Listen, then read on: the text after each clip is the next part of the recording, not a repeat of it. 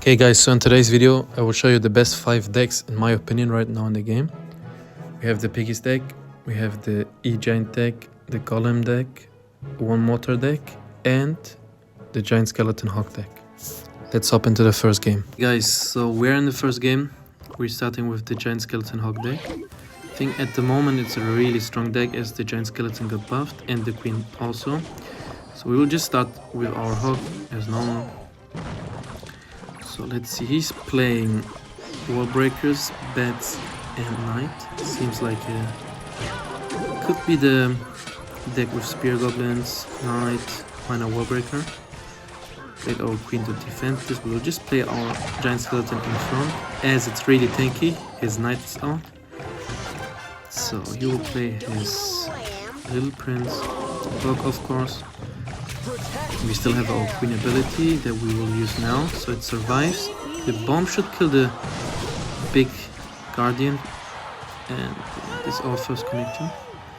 So in this deck we're having the Evil Skellies, one of the strongest evolution, in my opinion the strongest right now, as it's really like, you can't really control it sometimes, especially when you don't have a spell on in hand. That's why I think it's really strong. Should always like keep a spell in hand for it to defend it. But most of the players, they just play their Lockout for example, and then you can just go in with like Hawk, Evil Skellies. So his poisons out, we play our Queen. We play just the same again as his Knight and his poisons out, so he cannot kill the Queen. Just go in with our same push.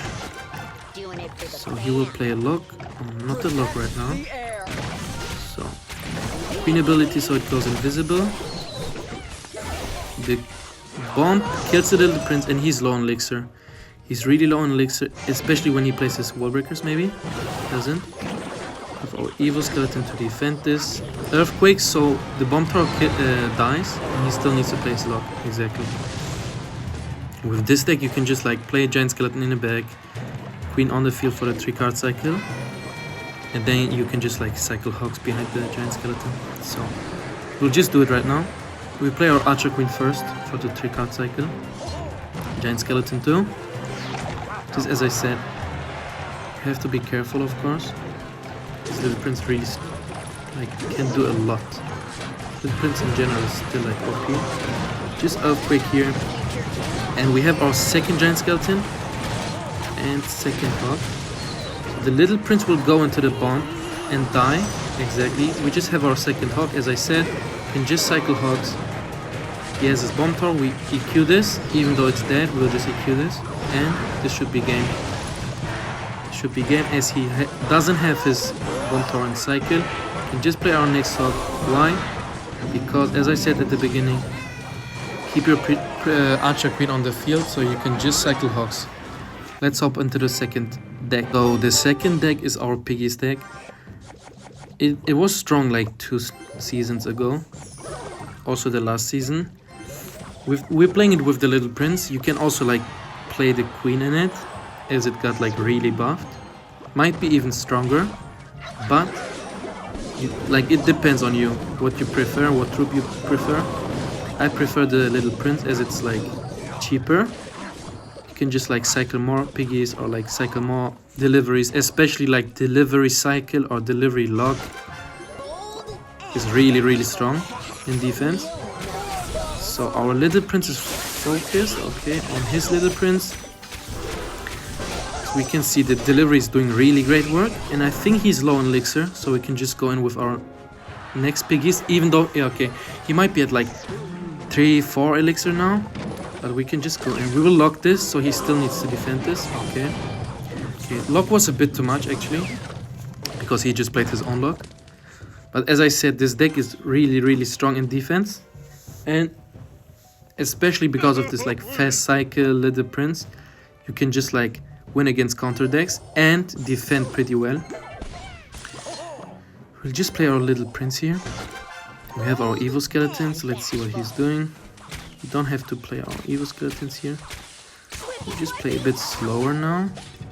His lock is out. We can just use our ability. We'll just go in with our skeletons actually. If he plays something, we don't know.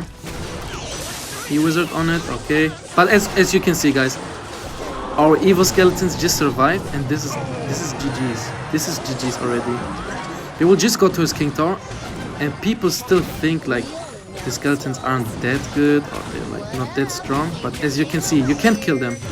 You can't kill them without a lock, and that's GG's. As you saw, this deck is really strong. And let's hop into the third match. Now we're in the third game, and we're having the E-Giant deck, as it's like defensively really strong. Especially like because of the Bowler, the Nado, the E-Giant is also really strong defensively. And of course we have the Little Prince again as for the 3-card cycle. It got nerfed, but in my opinion it's like really strong still. You can like play it in every deck as before. And yeah, as I said, this deck is really good in defense, as we can see here. Just the Bowler, the Knight, and this kills our his Mega Knight. And also like a great thing with this deck is most of the times when you defend, you can just go in like as a counter push. As we can see here, the Bowler is still alive. We have the E-Giant, and he doesn't have like lots of elixir, so we can just play our E-Giant. We nado the Valkyrie into the range of the Bowler, like tower range, so it hits the tower, the Valkyrie dies, and this is Tower Dawn, I think. Should be Tower Dawn, exactly. He went in like pretty randomly, to be honest. He played like his Hawk and his Wizard, but with this deck, especially in single elixir, if the other guy doesn't have a building or he's low on elixir and cannot play his building, and you go like E-Giant at the bridge, it's like almost game over, because we can like defend so well with this deck. Okay, the balloon gets one hit. It's not bad. We have like a really good matchup. So in this deck we have our Knight evolution as like a second tank, I would say. We have like really tanky cards, the Bowler, the E-Giant, the Knight. So like we're really strong in defense. We'll just play our Knight on this Firecracker, and we can just play our E-Giant in the back, as the Bowler is enough. So we need to play our Barbarel on here to kill the Wizard. Cannon for the Hawk. Let's see if we still need something. I don't think we need something, as the Hawk is dying. We'll just let it go. We'll just let him like play his balloon, so we can just go in. Because if we defend there, he might like stop somehow our push. But now he can't. And we're just doing the same. We just nadoed the Mega Knight now into the tower range of the Bowler, as we did it with the Valkyrie before. And this guy's is GG's. This guy's is GG's. With this deck especially, like most of the times you defend a lot. Like the first 1 or 2 minutes you can just defend. Or if you like defend and just do a counter push, it's like the most effective. And yeah guys, we will hop just into the fourth game. So we're in the fourth game, and here we're having a Golem deck. It's like really strong at the moment. Of course Cycle might counter this, as they can just like cycle their poisons, but we have the healer, and sometimes when the healer like somehow survives, and let's say we play our healer, the E-Dragon is at like 0 HP, but the healer hits just like a ground troop. It just heals every single troop we have on the field, of course like in her range, but it just heals the troop up. So it's somehow like the healer somehow counters the poison, but he's having a fireball. This is like a really bad matchup, to be honest. Really bad matchup, as Fireball, especially we have barbs, we have like a lot of troops that are bad against Fireball. Like when he places Fireball, it's really bad. We can just play our healer now in front, as it heals them up. Oh, okay. I thought it might be enough, like that lock isn't enough, but he's low on elixir. He's really low on elixir. We can just go in, the healer heals the barb up. And as he only has his skeletons, I think, in cycle, we can just use our ability to kill the skeletons, and this is Tower Dawn. Also with this deck, you like to play, you have to, or not have to play, but like Barb Split in the back is really good. because barbs, it's like by their own, like as the normal barbs, not evolution barbs, are not that strong. But as we have like an E-Dragon, a Nado, a Little Prince, you can just like play your barbs in the back to have the evolution already.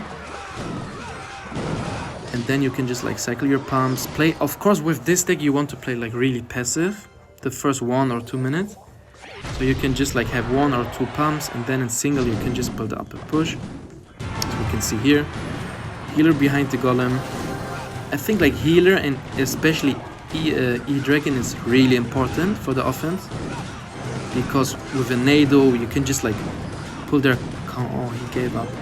With a Nado you can just like pull everything into the E-Dragon range, and then like for example the healer hits the Musketeer, kills them up.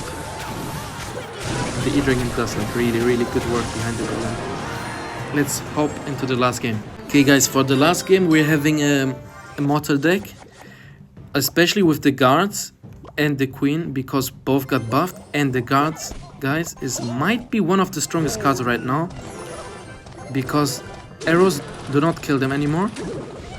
And before it was like, okay, arrows kill the guards might not be that good, but because they survived the arrows, it's like a really good card. Especially like in defense, it's crazy. So we have our evolution Mortar in this deck, not the evolution Knight, because I think it's better. So he goes in really aggressive. We just play our guts on his graveyard. As we can see, arrows is not enough. Arrows is not enough, and I don't want to play my Mortar here. I just want to play my Miner as a tank. We will just play a lock on this, so everything dies, and this might be a good game already. As the queen kills the Mega Minion, Knight is tanking, and it's like almost game over.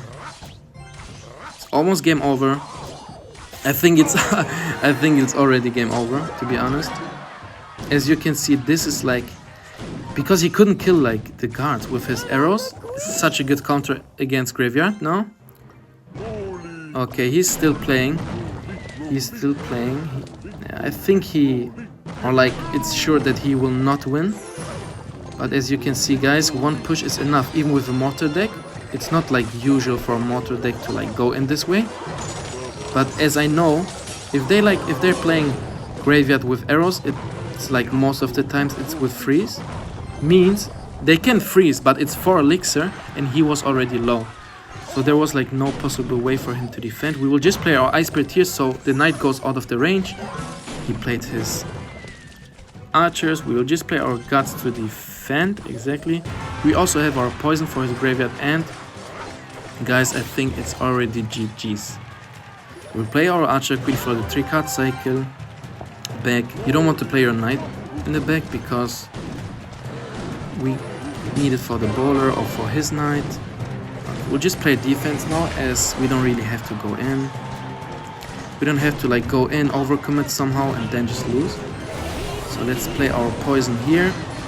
Play our guts here. I just played my poison to kill his bowler and his Mega Minion somehow, for like a bit.